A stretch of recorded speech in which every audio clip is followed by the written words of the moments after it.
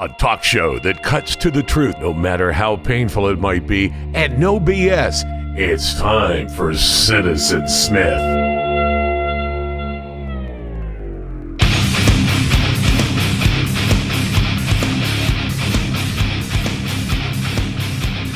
Hello, my fellow citizens.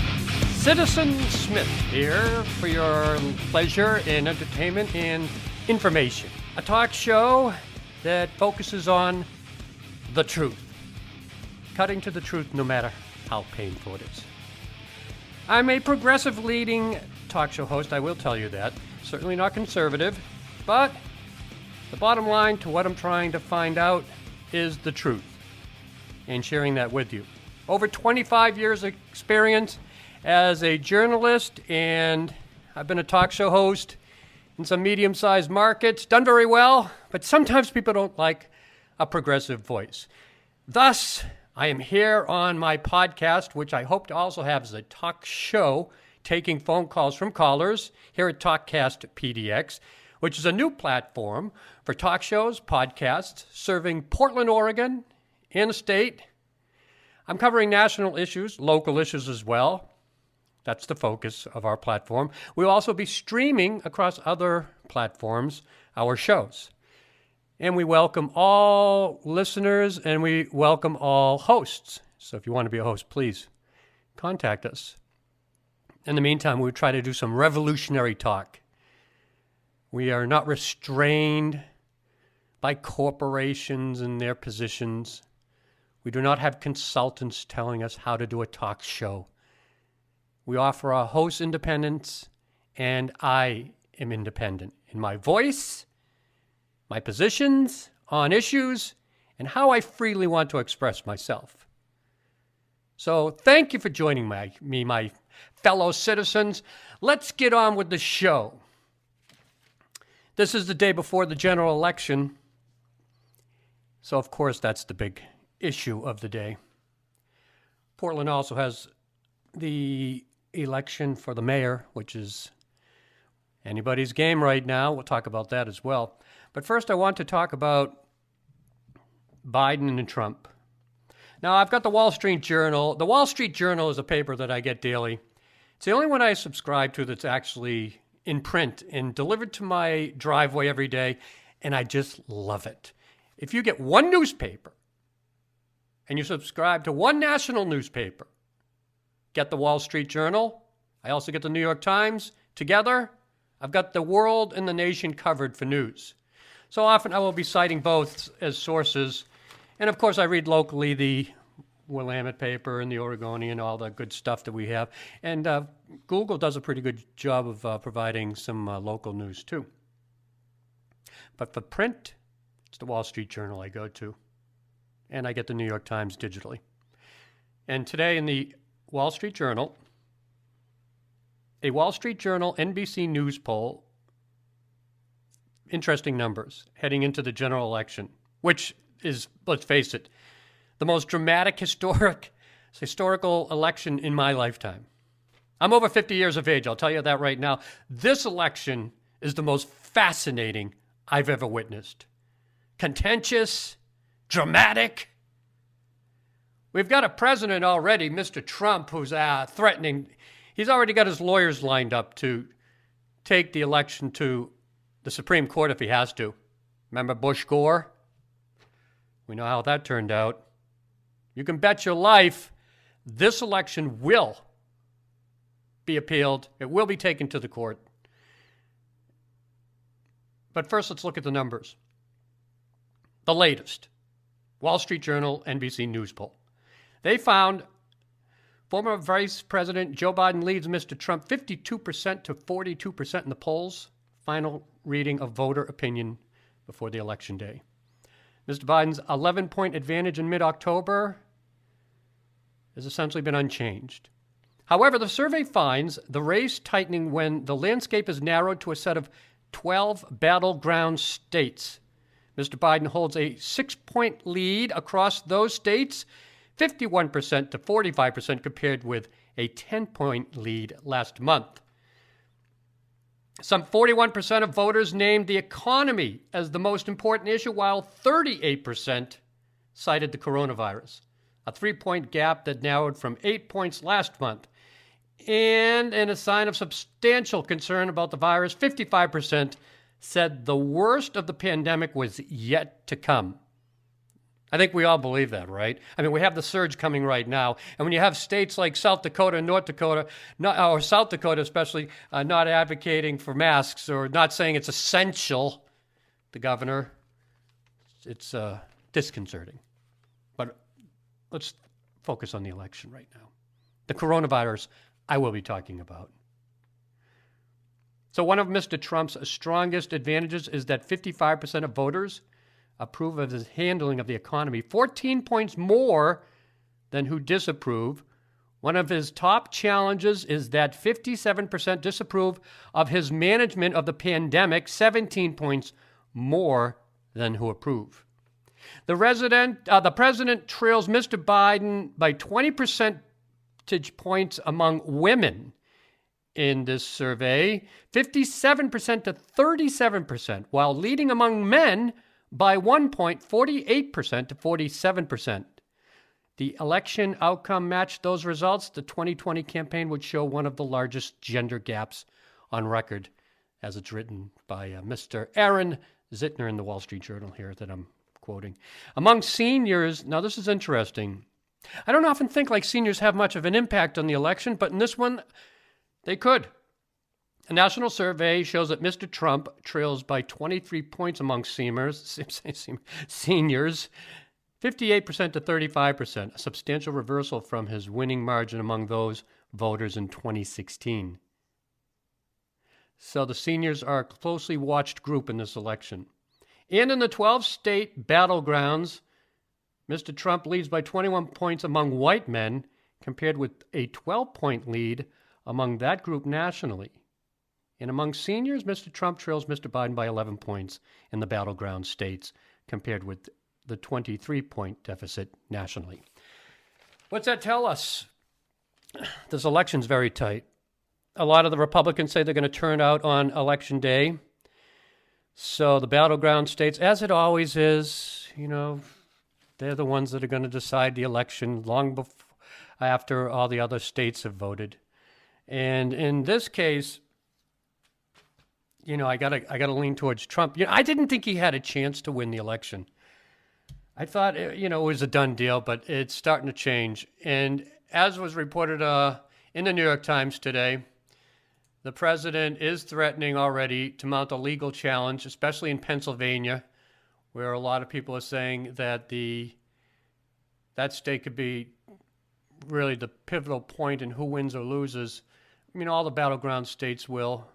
Everybody's going to be watching them closely. But this election will not be decided Wednesday, Thursday. It'll go into Friday, and if there's an appeal, it could go, who knows how long this could go on and be dragged on. And more than 96 million Americans have already voted. Over 2/3 of the 2016 total. Big turnout for this election. Unbelievable. I will be pinned to my TV set tomorrow. I'm sure you will be too. 35 million people had voted in person and 61 million had cast ballots by mail by Election Day Monday.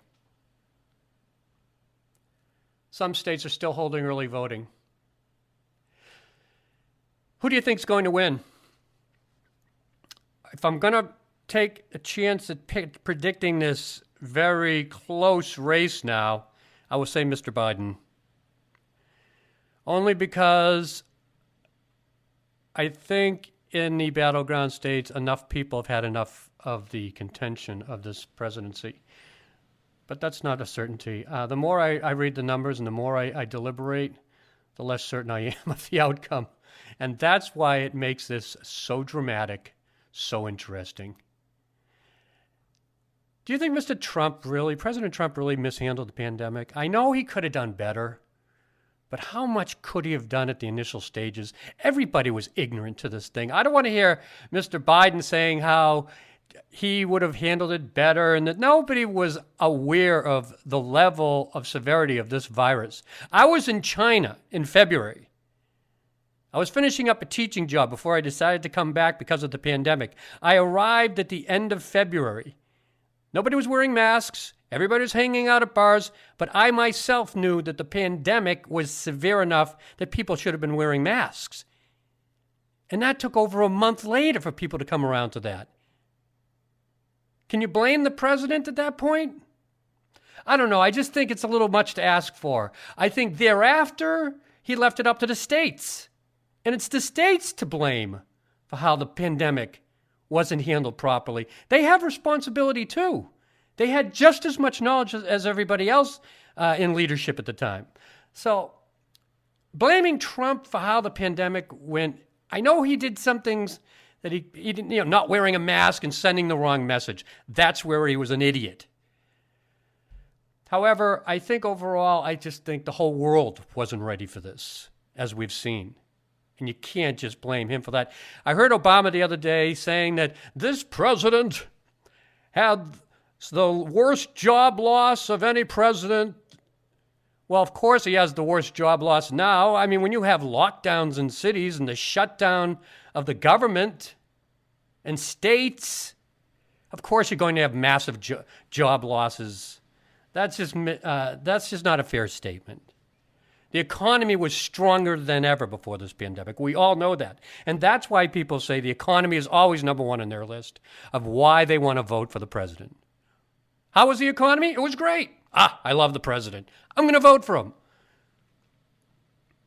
This was a great economy. And we are a resilient country. We bounced back from everything. 9/11, the recession of 2008, we will bounce back from this. We are resilient. No matter what leader, we will bounce back. Whether it's Biden or Trump, the economy will bounce back. But first, the pandemic has to be under control or eliminated. One without the other will not happen, right? We all know that. Whether it's Trump or Biden, I don't think it matters. Who will do the better job of the pandemic after the election? On the new presidencies sworn in? I don't think Biden will handle it any better than Trump will at that time. We all know where to go with this. Lockdowns, they're doing it in Europe. Could happen with us again. But that would be dictated by the virus more than it will be dictated by political decisions, I think. But these are complicated issues. This is an unprecedented virus. Where it goes from here, it's probably worse before it gets better, right? But who knows? But with the surge going on, you got to point to the direction of by the end of this year, we'll be at a peak again. There could be lockdowns until we get a vaccine, no matter who's in president, who's our president, who's in the presidency. Without the vaccine, the economy won't recover. So tomorrow's general election day. I'll be talking again on Wednesday in my podcast, Citizen Smith. I don't expect the president to be declared a winner. I'll be watching the lawyers surrounding Mr. Trump. And we'll see how it goes. I think it's time for a transition, don't you? A change. Of course, if I'm a Democrat, I vote for Joe Biden. But the contention of this election is like nothing I've ever seen before. And so, too, is the contention of the mayoral race in Portland. We have Sarah Iannarone and Ted Wheeler.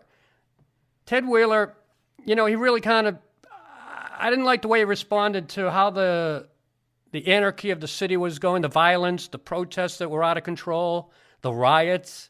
When he started pointing the finger at President Trump and saying that it was his fault for why his city was not doing well and the problems. I just think whatever happened to the buck stops here. Mr. Wheeler, the buck stops with you. You cannot blame the president for the problems of your city. His lack of leadership is costing him in this election, is it not? Sarah Iannarone wears a skirt with totalitarian rulers like Mao Zedong and dictators like Stalin and Ho Chi Minh.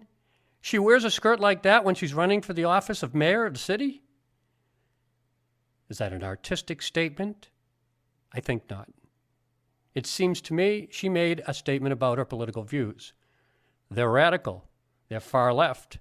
So the decision now is for the voters of Portland, Oregon, to choose. Sarah Iannarone, no political experience to speak of, really. Ted Wheeler, incumbent, has experience, but showed lack of leadership. 28% undecided right now in Portland. That race will be determined tomorrow. So, if it's not enough that we have our national presidential race up in the air and dramatic, we also have everybody kind of watching Portland, Oregon, and who wins that race. To be continued. Citizen Smith here. Segment 2, coming up next. I'll talk about COVID and its long-term effects. And a measure 110 could be history in the making there too in Portland if we vote to not criminalize people with a certain low amount of hard drugs. All that next on Citizen Smith.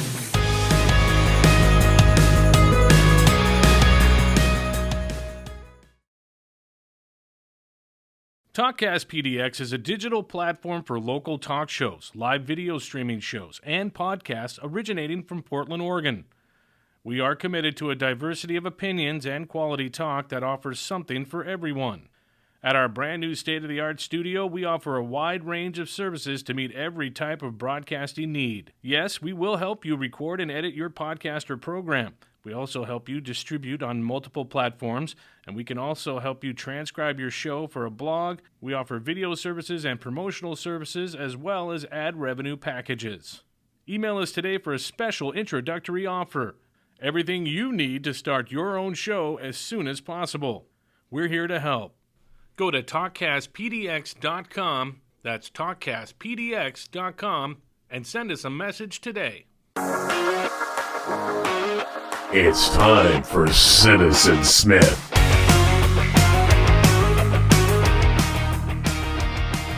Welcome back to Citizen Smith. My fellow citizens, thank you for joining me today on my debut show launching on TalkCastPDX.com.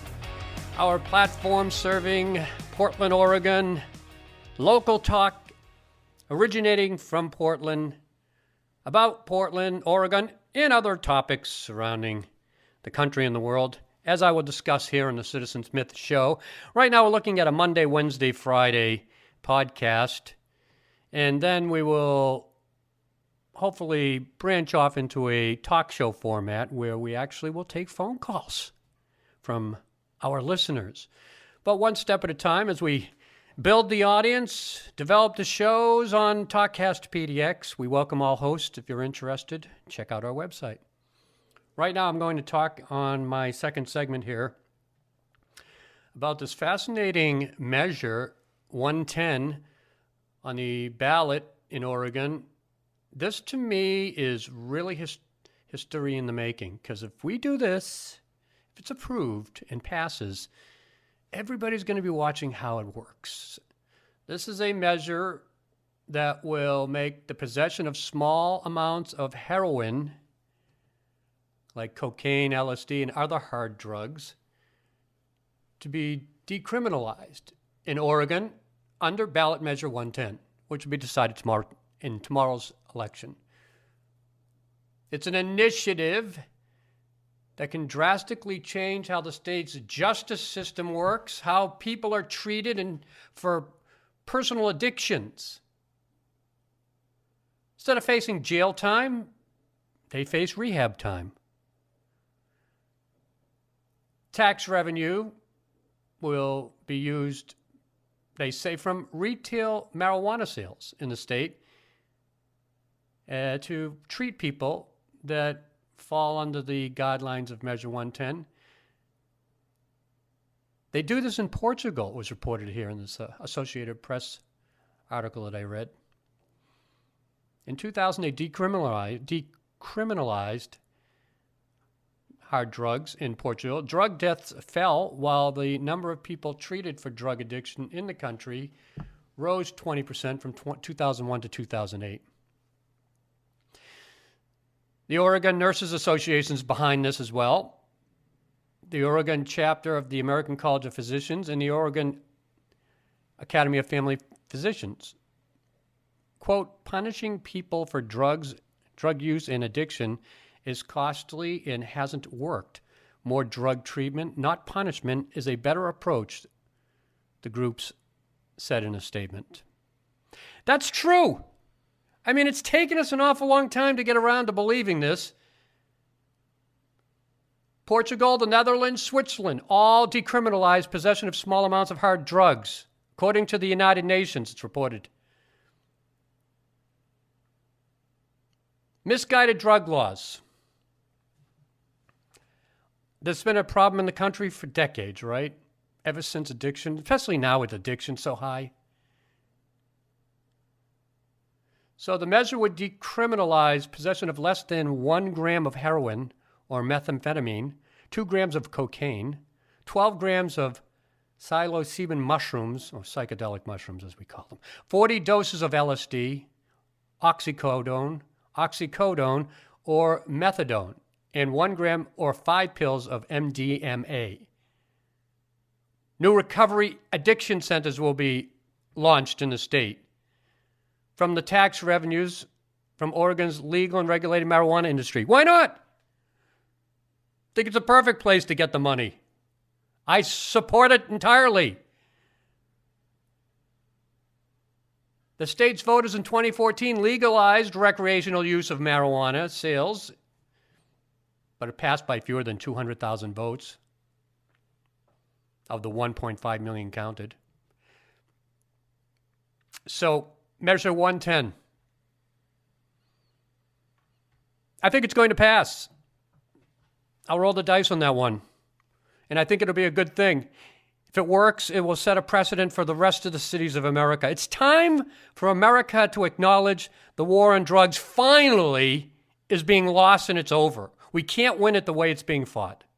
We have to make initiatives like this, Measure 110 in Portland, Oregon, to battle drugs, to help people, not imprison them. Sending them behind bars is not going to help their addiction. It's tying up the courts. It's filling up our prisons with people that aren't criminals.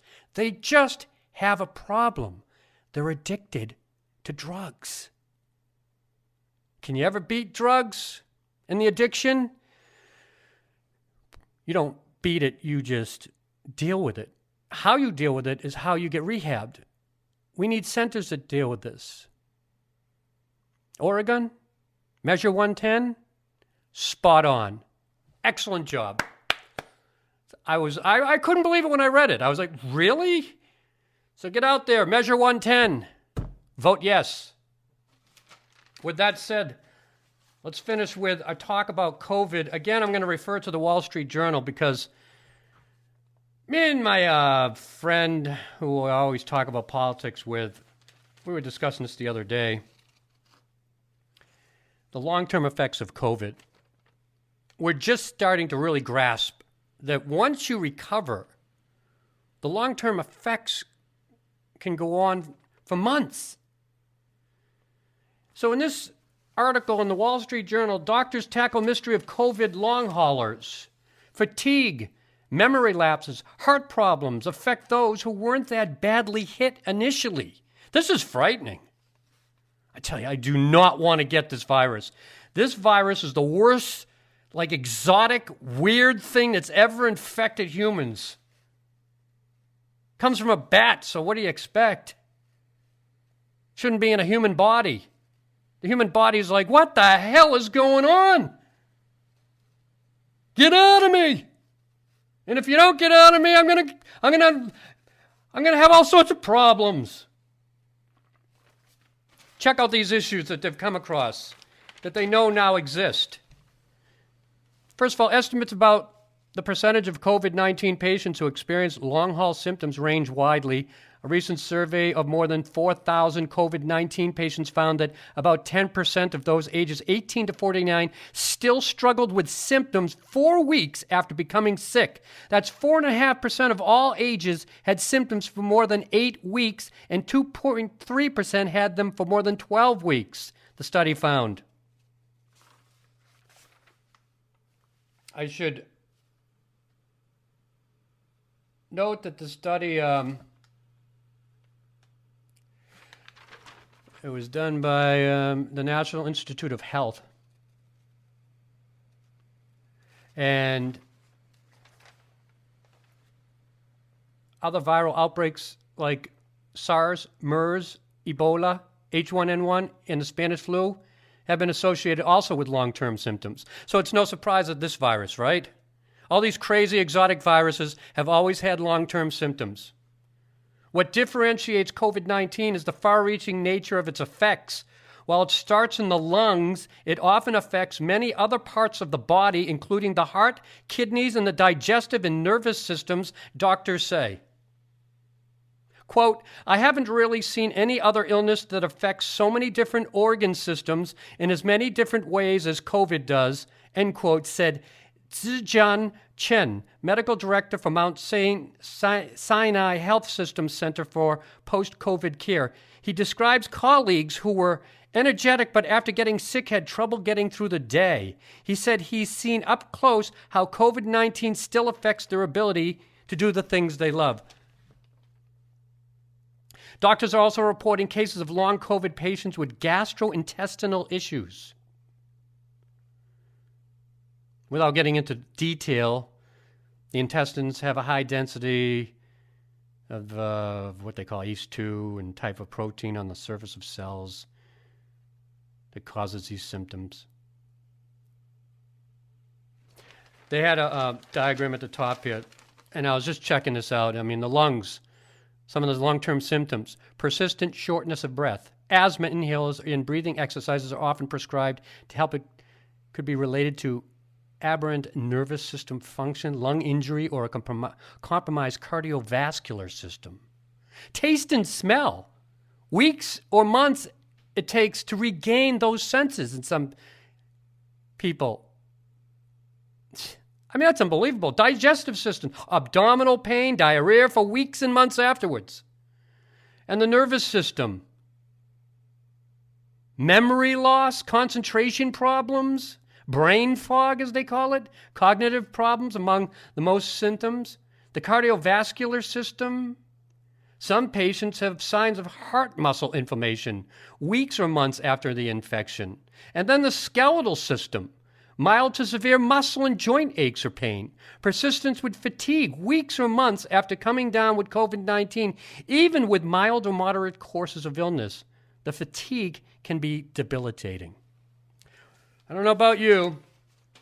Whatever it takes, wear masks,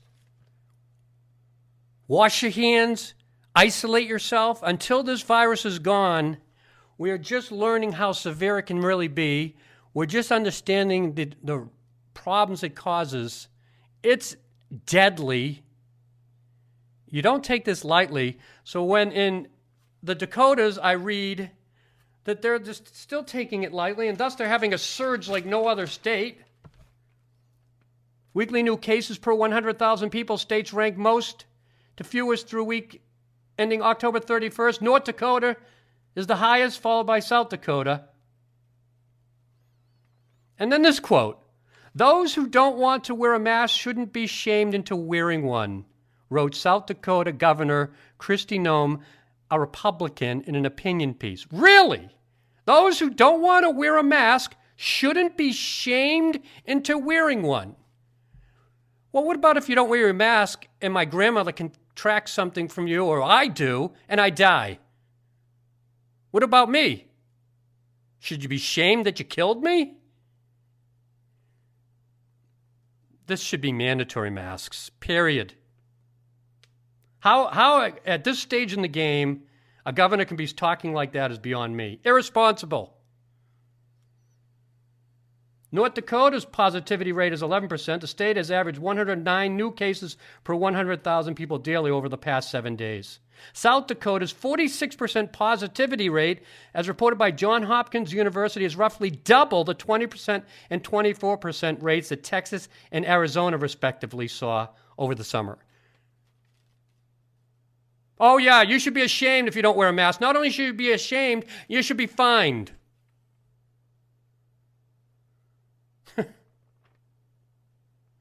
Well, as long as you have states like that being irresponsible, you're going to have outbreaks, you're going to have surges, you're going to have people die. Bottom line, end of conversation. And that's the end of today's show. I hope you enjoyed my first one. I look forward to talking to you again Wednesday on the Citizen Smith podcast here on TalkCast PDX. Vote and get out there and cast your ballots. If you don't vote, you're not doing your American duty. Until then, get out there on General Election Day. It's going to be a fantastic day tomorrow to watch this drama unfolding. I'll talk to you later.